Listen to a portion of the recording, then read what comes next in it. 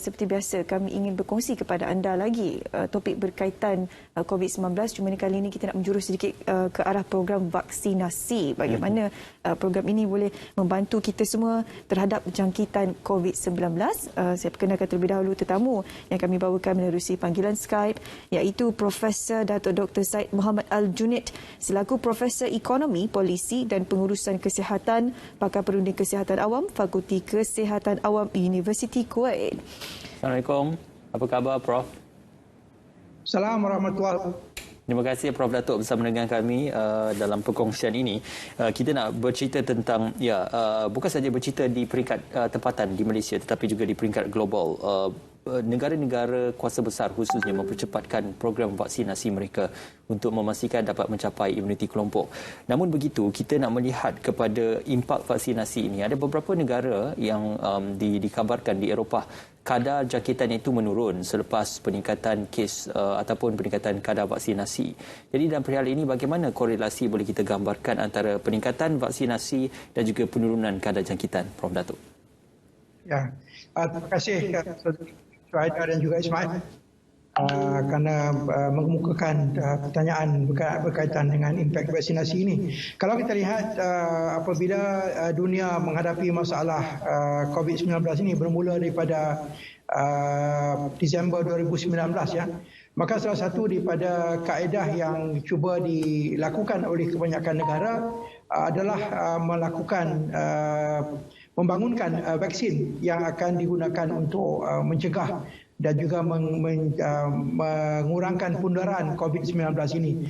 Dan negara-negara, terutama sekali negara yang mempunyai kapasiti yang kuat dalam melaksanakan atau membangunkan vaksin, mengambil tindakan yang cepat dan akhirnya kita sekarang ini telah pun mendapat sekurang-kurangnya 10 jenis vaksin yang ada dalam pasaran yang boleh kita gunakan.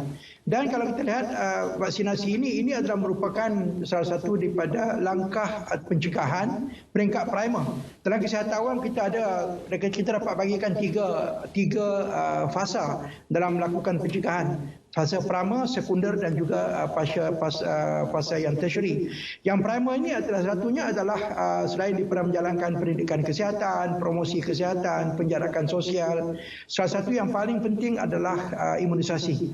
Dan daripada pengalaman yang kita lihat dunia mengendalikan wabak-wabak yang berlaku sebelum ini, kebanyakan daripada wabak itu dapat kita kurangkan impaknya melalui vaksinasi. Jadi vaksinasi ini bekerja sebagai salah satu daripada senjata penting dan telah pun dibuktikan berdasarkan kepada pengalaman yang kita lihat di negara Eropah dan juga pengalaman yang kita lihat di Amerika misalnya. Apabila tahap coverage atau pelindungan vaksin ini meningkat, maka kita dapati bahawa kadar infeksi dan juga insiden daripada COVID-19 ini menurun dengan drastik sekali. Bagaimana ia bekerja? Sebenarnya vaksin ini akan meningkatkan tahap imuniti daripada tubuh kita melalui vaksin yang diberikan, di mana kita memberikan latihan kepada badan kita untuk menghasilkan antibodi sekiranya berlaku pendedahan kepada COVID-19 ini. Jadi selain daripada itu, satu lagi kelebihan vaksinasi atau program imunisasi ini kerana apa yang kita sebut sebagai konsep herd immunity, di mana kalau kita dapat melindungi ahli masyarakat dalam kadar liputan yang tinggi, maka orang yang mendapat vaksin ini boleh memberikan perlindungan kepada kumpulan-kumpulan kecil daripada ahli masyarakat yang mungkin tidak dapat mengambil vaksin disebabkan oleh kontraindikasi dan sebagainya, tetapi oleh kerana ada golongan kebanyakan daripada ahli masyarakat sudah pun mendapatkan vaksin, maka rantai jangkitan itu dapat kita putuskan dengan berkesan. Jadi ini merupakan satu usaha yang besar yang dilakukan oleh semua negara di dunia sekarang dan disokong penuh oleh penggubal polisi di peringkat antarabangsa seperti WHO dan sebagainya, supaya kita memberikan perhatian khusus sekarang ini untuk mendapatkan liputan vaksinasi yang setinggi mungkin bagi merupakan salah satu daripada senjata utama untuk mengatasi masalah COVID-19 ini. Prof Datuk, cumanya ada mungkin sedikit perkara yang perlu kita perhalusi dan juga memberikan perincian yang lebih mendalam untuk masyarakat, terutamanya berkenaan dengan vaksin ini, di mana ia masih lagi terdedah terhadap jangkitan COVID-19 walaupun individu tersebut sudah mendapat suntikan. Jadi kalau Prof Datuk boleh beri keperincian yang lebih lanjut, bagaimana sebenarnya vaksin ini boleh mengurangkan simptom sekiranya mereka sudah mendapat suntikan dan ianya tidaklah menghalang 100% individu tersebut daripada mendapat jangkitan. Ya, untuk vaksin tidak boleh mengurangkan atau tidak boleh bertindak sebagai alat untuk mencegah daripada pendedahan. Manusia mendapat pendedahan melalui berbagai cara. Jadi untuk mencegah daripada pendedahan, kita harus menggunakan keadaan lain seperti memakai mask, menggunakan penjarakan sosial, juga dilakukan PKP dan sebagainya. Ini untuk mencegah daripada pendedahan. Tetapi sukar untuk kita tahu bahawa apabila kita melaksanakan program masih lagi terdapat kaedah pendedahan, terutama sekali apabila virus ini disebarkan melalui udara. Sukar untuk kita kerana kita perlukan udara untuk pernafasan. Jadi oleh itu caranya adalah dengan menyediakan keadaan ataupun situasi di dalam badan kita supaya badan kita dapat menghasilkan antibodi yang mencukupi bagi melawan apabila berlakunya pendarahan daripada antigen tadi, iaitu virus COVID-19 yang kita tahu juga mengalami mutasi pada masa ke semasa. Tapi alhamdulillah kita lihat sekarang ini semua vaksin yang ada masih lagi berkesan untuk apa-apa varian yang ada, terutama sekali varian Delta. Jadi badan kita apabila menerima vaksin tadi bersedia untuk mempunyai memori bagi menghasilkan antibodi yang mencukupi untuk melawan vaksin tersebut. Dan ini telah dibuktikan dengan berbagai penyelidikan yang dijalankan daripada masa ke semasa. Misalnya apabila seseorang itu mengambil vaksin, selepas daripada 2 minggu mendapatkan vaksin itu, tahap imuniti yang dapat dihasilkan kalau berlaku pendedahan adalah tinggi sekali. Pertama sekali, sehingga lebih kurang 60 ke 70% daripada perlindungan dapat diberikan daripada mendapat simptom-simptom dan juga mendapat jangkitan daripada COVID-19 ini. Yang keduanya, untuk perlindungan daripada mendapat keadaan yang COVID-19 yang teruk sehingga memerlukan kemasukan ke hospital. 95%, 85% hingga 95% perlindungan daripada keperluan untuk dimasukkan ke hospital kerana mempunyai simptom yang juga penyakit yang teruk dapat dihalang atau dicegah dengan menggunakan vaksin tersebut. Dan satu lagi yang penting adalah kadar kematian. Kebanyakan daripada kes kematian yang berlaku di negara kita dan juga di kebanyakan negara di dunia, sekarang ada 4 juta seluruh dunia yang meninggal disebabkan oleh COVID-19 ini. Kebanyakannya, lebih daripada 90% daripada mereka adalah mereka yang tidak mendapat vaksin. Jadi jelas sekali bahawa vaksin ini mempunyai keberkesanan yang begitu tinggi dan juga merupakan satu alat yang penting untuk dijalankan bagi menyelesaikan masalah COVID-19 yang sedang kita hadapi dalam bentuk pandemik sekarang ini. InsyaAllah kalau kita melakukan coverage yang tinggi, dia akan bertukar menjadi endemik dan kesnya akan menurunnya. Ya, Prof Datuk bercerita tentang endemik yang mana setiap golongan masyarakat perlu hidup dengan virus ini dalam satu tempoh jangka masa yang panjang. Apabila kita menggabungkan dan juga kita menghubung jalinkan antara endemik dan juga dengan kegiatan ekonomi yang paling aktif, sudah pastinya ada beberapa dapatan untuk kita melihat pemberian vaksin ini dipercepatkan untuk sektor-sektor ekonomi yang paling aktif dibuka dan juga yang paling aktif beroperasi. Seperti mana yang berlaku di Olimpik Tokyo juga, walaupun kes hariannya tinggi tetapi masih lagi berlangsung Olimpik itu kerana kesan ekonomi itu amat besar dan juga amat penting. Jadi bagaimana Prof Datuk melihat program vaksinasi perlu difokuskan kepada satu sektor ekonomi yang aktif dan kadar kebolehjangkitan yang tinggi supaya kita dapat beralih daripada satu fasa kepada satu fasa dengan cara yang smooth ataupun cara yang lebih baik berbanding sebelumnya? Ya, kalau kita lihat plan tindakan untuk vaksinasi di Malaysia pada peringkat awal tadi, kita bagikan kepada beberapa fasa. Salah satu fasa yang ditetapkan adalah fasa yang ketiga, di mana diberikan fasa keempat diberikan kepada pekerja-pekerja yang mempunyai risiko tinggi. Jadi ini pada masa sekarang ini harus dipercepatkan kerana kita tahu bahawa ada kluster di kalangan pekerja-pekerja di kilang, kemudian ada kumpulan-kumpulan yang mendapat pendedahan lebih tinggi peluangnya daripada kumpulan-kumpulan pekerja yang lain. Ini harus diberikan perlindungan secara terfokus. Ini penting kita lakukan. Misalnya kita tahu bahawa sekarang ini berlaku Olimpik di Tokyo. Jadi perlindungan diberikan khusus kepada atlet ini kerana mereka akan berkumpul dalam satu kumpulan. Walaupun kita lihat bahawa dalam Olimpik ini juga dilakukan tindakan di mana tidak ada penonton yang masuk. Tetapi antara peserta-peserta Olimpik sendiri, mereka juga terdedah antara satu sama lain. Memang perlu dilakukan, misalnya sektor-sektor perhotelan, sektor turisme ataupun pelancongan yang merupakan sumber kewangan bagi banyak negara-negara di Asia ini, terutama misalnya Indonesia, negara kita juga mempunyai pendapatan yang signifikan dalam bidang turisme. Jadi mereka yang terlibat dalam industri ini harus diberikan perlindungan dengan secepat mungkin. Begitu juga apabila di kalangan mereka yang terpaksa bergerak dari satu tempat ke tempat lain. Ini merupakan satu daripada perkara penting dan sebab itu dilakukan. Apa yang cuba dilakukan oleh beberapa negara ini adalah memberikan beberapa pengecualian kepada mereka yang mempunyai telah pun mendapat vaksin untuk masuk atau bergerak pada satu negara ke negara lain dengan lebih mudah. Jadi ini akan menjanakan ekonomi dengan secepat mungkin. Kita tahu bahawa semalam telah pun diumumkan oleh Menteri Kewangan bahawa pengucupan ekonomi kita adalah hampir 5.6% GDP kita disebabkan oleh COVID-19. Ini merupakan perkara besar yang harus kita tangani.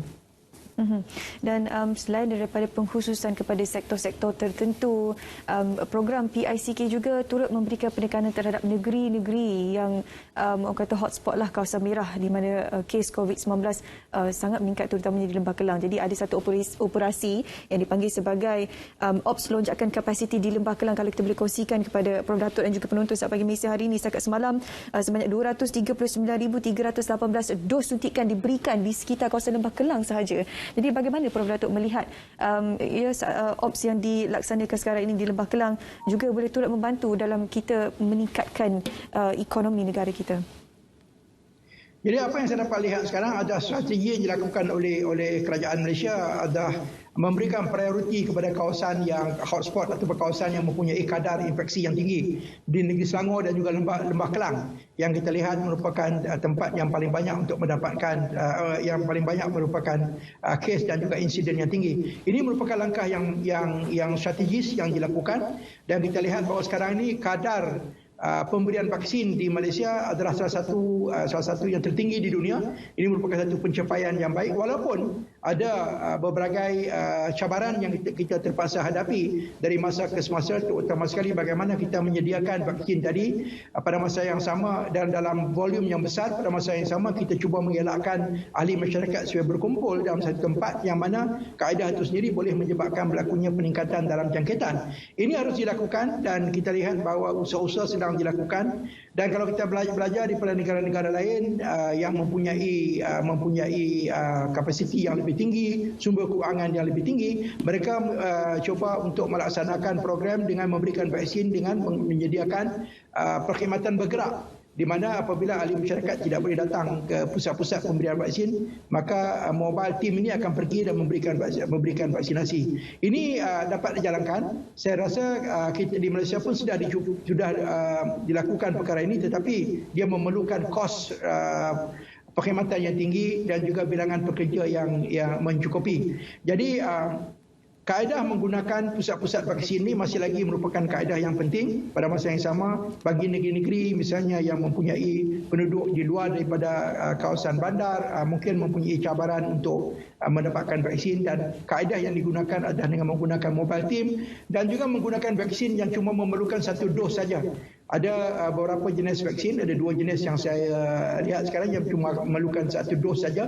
Ini boleh kita berikan bagi memudahkan mereka mendapat sekurang-kurangnya satu dos untuk mencegah daripada mendapat jangkitan daripada COVID-19 ini.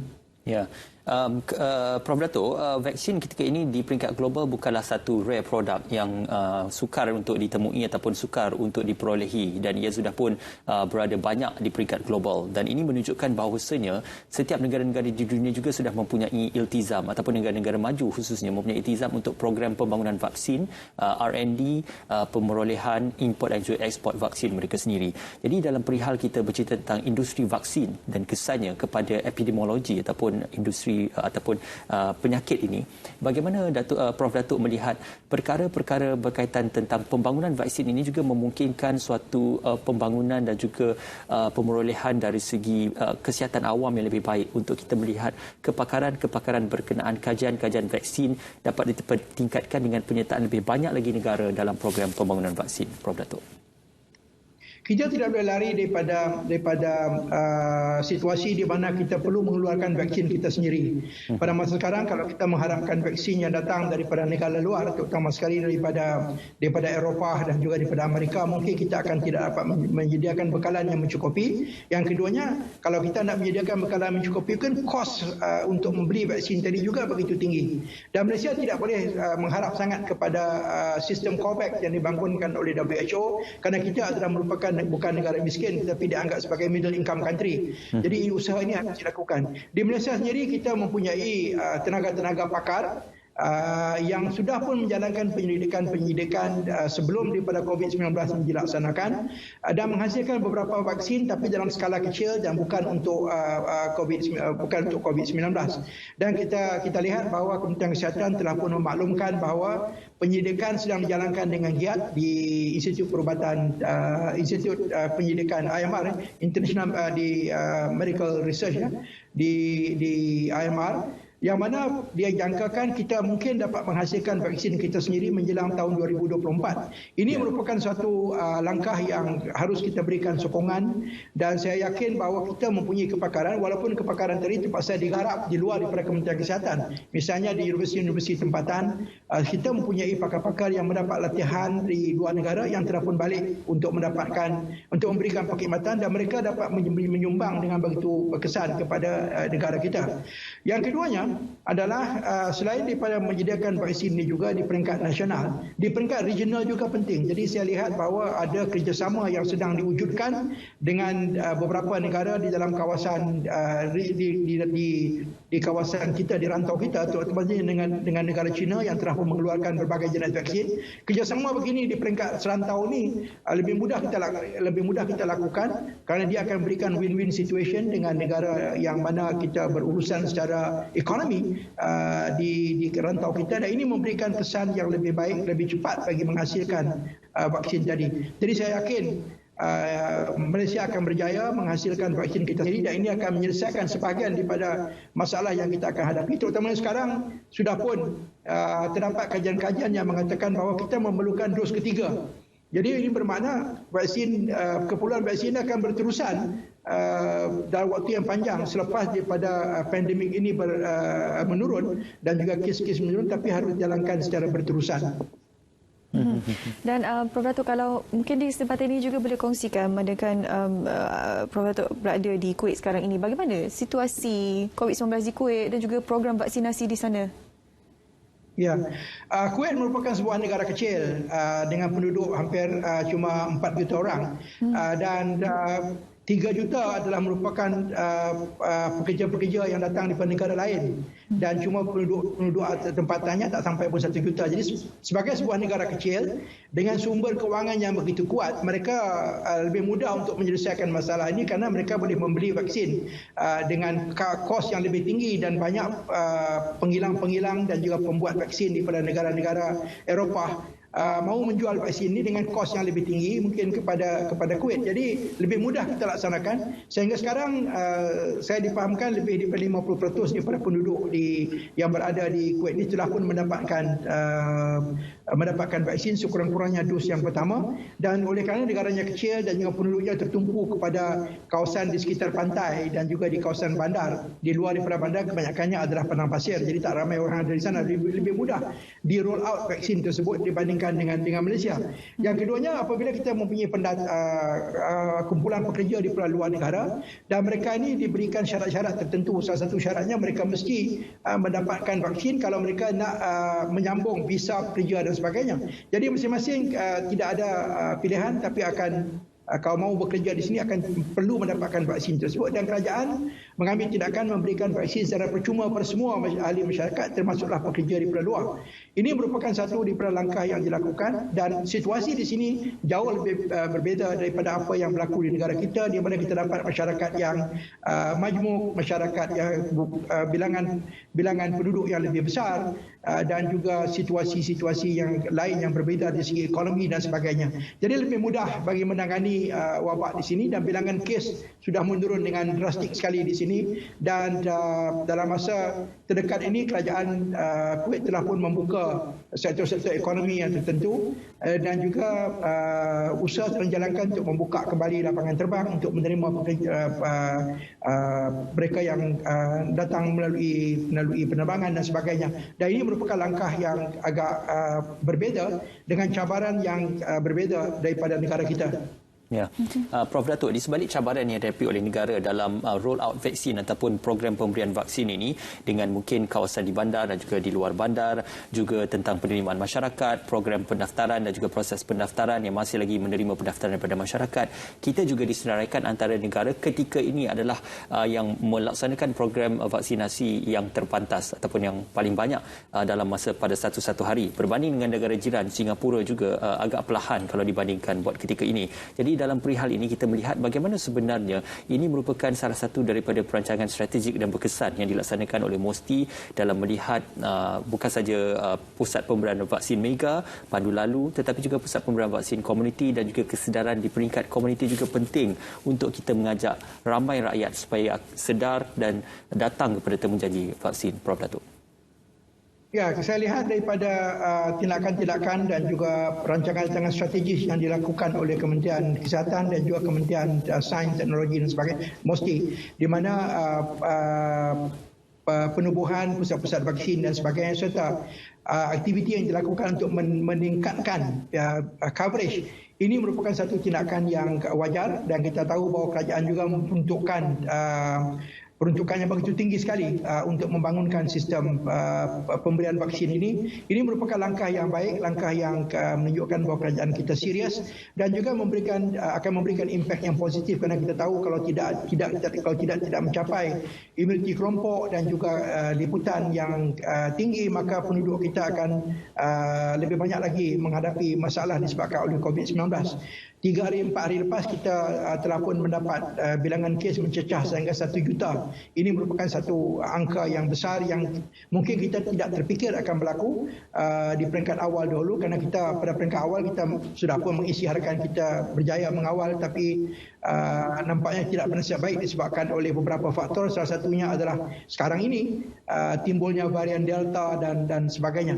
Walau bagaimanapun, selain daripada kita meningkatkan coverage dan juga pemberian vaksin tadi, kita masih lagi menghadapi berbagai cabaran. Salah satunya adalah kita lihat daripada kualiti pemberian vaksin. Ada masalah-masalah di mana kita tidak memberikan vaksin dengan menggunakan prosedur yang betul, dan ini harus kita pantau untuk memastikan bahawa kita mendapat keyakinan rakyat dalam menggunakan vaksin tersebut. Kita tidak mahu lihat nanti kalau kita menyediakan perkhidmatan tetapi ahli masyarakat tidak percaya dengan perkhidmatan yang kita berikan, ini akan memberikan kesan yang negatif.